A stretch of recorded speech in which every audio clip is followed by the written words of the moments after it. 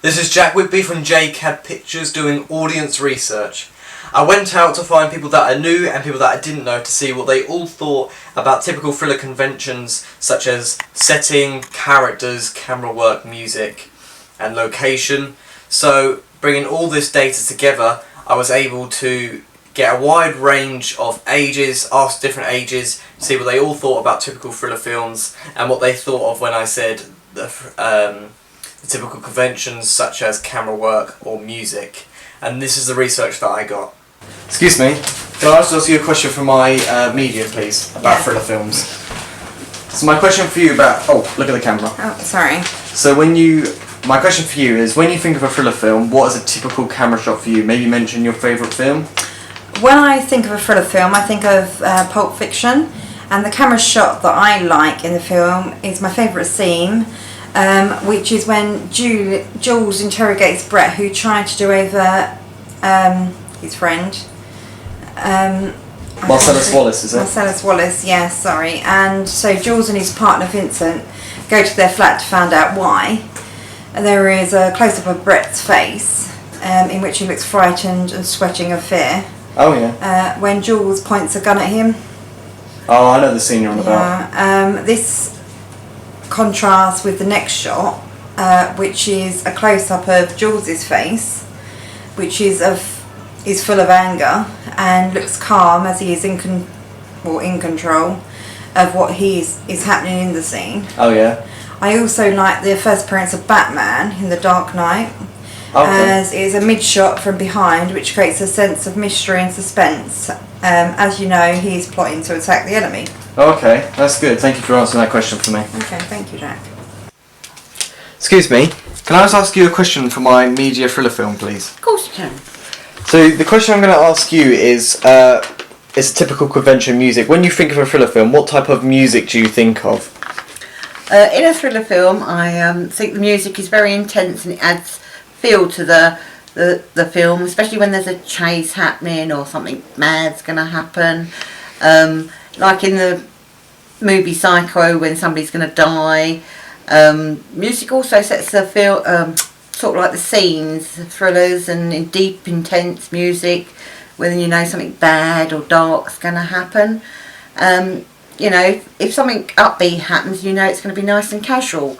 In Goodfellas opening title sequence, there's happy music playing, so it makes you feel like the scene's going to be nice when it follows. Okay, I understand what you mean. Okay, thank you very much for answering that question for me. Excuse me, can I ask you a question for my thriller film, please? Yeah, sure.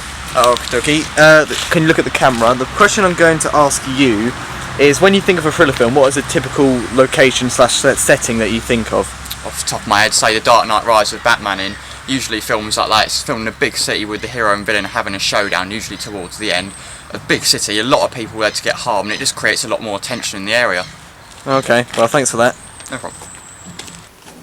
Excuse me, can I just ask you a question for my media thriller film, please? Yeah, sure.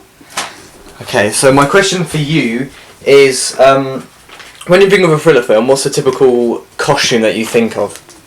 Well, that's a hard question, as costume will change depending on the film and what situation the character's actually in. However, when I think of a thriller film, I find that most of the characters wear suits and smart casual clothing like in James Bond and Pulp Fiction. And so why do you think that is? Well, I think it's because the characters are quite high profile and high up in business. They're working in a need to look the part. However, this can change in another thriller film with a completely different concept like Dark Knight, in which the hero is known by people of Gotham and is actually there to protect them. But in order to keep this identity secret, he must wear the Batman suit. Therefore, his costume is much different to those in Godfather or Goodfellas. Oh, okay. Well, thank you for that in-depth question answer. That was really good. Excuse me. Oh, yeah. Can I just ask you a question for my thriller media film, please? Yeah, sure. Go ahead. Thank you. Do you just look at the camera for me? Sure. So the question I'm going to ask you is, in a typical thriller film, well, in general, who is your favourite character from a thriller film and why? Favourite character would probably have to be Annie Wilkes from, what is it, Midgery? Oh yeah. Yeah. She brings like intensity to a scene, and she's like, you're really interested in her character and you're following her, and it's just, you know, you don't know what's going to happen with Paul Sheldon, and if she's going to hurt him or what. And she almost has like this split personality, you know. Okay. Like, you know, 1 minute she might be like really friendly, nice, and then the next just complete psychopath, wouldn't want to go near her. Okay, well, okay, so I'm also going to follow that up by saying, also that's your favourite character. What is a typical character in a thriller film to you? I would probably say somewhat strong character with a gun, if anything. Someone who betrays great courage, and you know, when you think thriller, you think villain who is sick, evil, will do anything to harm the hero and stop them from succeeding. And much like, as I've said in Misery, with Anne Wilkes, who will do anything to stop Paul Sheldon, and even if that does mean breaking his feet. Oh god, yeah, I've seen that scene. Okay, well thank you very much for answering that question for me. Okay, no problem. Sorry, I don't suppose you mind if I ask you a quick question for my immediate thriller film, do you? Yeah, fine. Come over here, can you just occasionally look at the camera for me? The question I'm going to ask you is, when you think of a thriller film, what is a typical storyline that you think of? Well, most thriller films, in my opinion, have the same sort of guy.